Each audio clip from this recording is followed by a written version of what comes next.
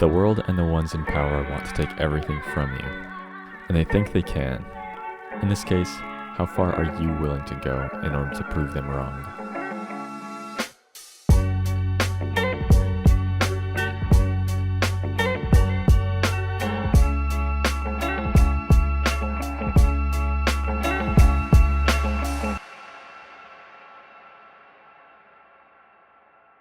The events of Haine all came from the beating and eventual death of Abdel Ichaha, the main character's friend, by the hands of the police. The anger from this event motivates one of the main character's hate and motive to kill a police officer. This is ultimately a self-destructive goal that ends in bad events. But what choice does he have? When an animal is forced into a corner, its only option is to fight. The rising tension and injustice the main characters face force them into this corner. Peace doesn't change anything, and words aren't enough. Seemingly, at this moment, the only choice is violence. How does this situation differ from today? Are people not killed on the street just the same as the film? Do you truly believe peace is enough? What is stopping people from resorting to violence? The main trio are made up of characters with drastically different feelings on this question. One is violent, one follows, and the other is more peaceful. The film uses this trio to show differing perspectives on this issue and adds depth to its unclear answer. Vince, the violent one, feels killing a cop is a way to get even. He's more short-tempered and idolizes characters like Travis Bickle from the film Taxi Driver. At this point, he feels he has nothing to lose, but he also feels he is able to gain something in the form of respect from others. Hubert, the peaceful one, does have something to lose. He has a younger sister and a mother he cares about.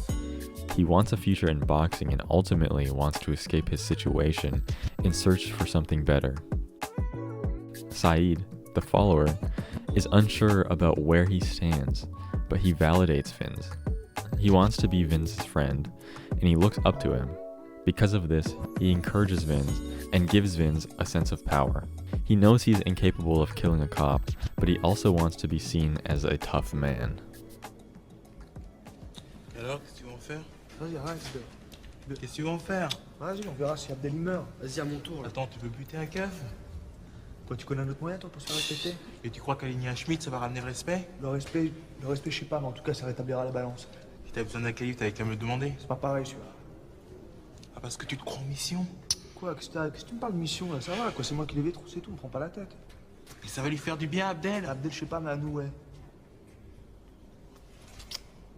Soon after this film was released, there were violent riots in Noisy-le-Grand. I don't know if I pronounced that right.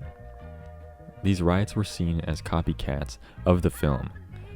The film's responsibility for these riots is debatable, as there are many other factors that contributed to the riots. But it had a major effect on the people at that moment. It was seen in the media as encouraging and causing violence, but the film itself is not necessarily pro-violence. This can be seen in the self-destructive behavior of Vince, which ends up in his death. This is also further cemented by the fact there is such a variety of viewpoints shown within the three main characters. In fact, while the film has a reputation of being anti-police, Kosovitz, the director, has denied this. This film doesn't seem to be pro-violence nor anti-violence. Instead, it's a solid depiction of the reality of these ideas and how those questions affect real people. This question and the struggles these characters face are not so black and white, but the characters' views are. This is represented by the film being in black and white. It was originally shot in color, representative of the reality of the situation. It was only later when it was converted to black and white, almost like a filter over each character's eyes. This film's an exploration into the idea of whether the use of violence against an oppressive force is justified or even practical. It isn't pro nor anti-violence. It takes a more sensitive approach that shows the reality of such a question, in turn allowing the audience to come to their own conclusion.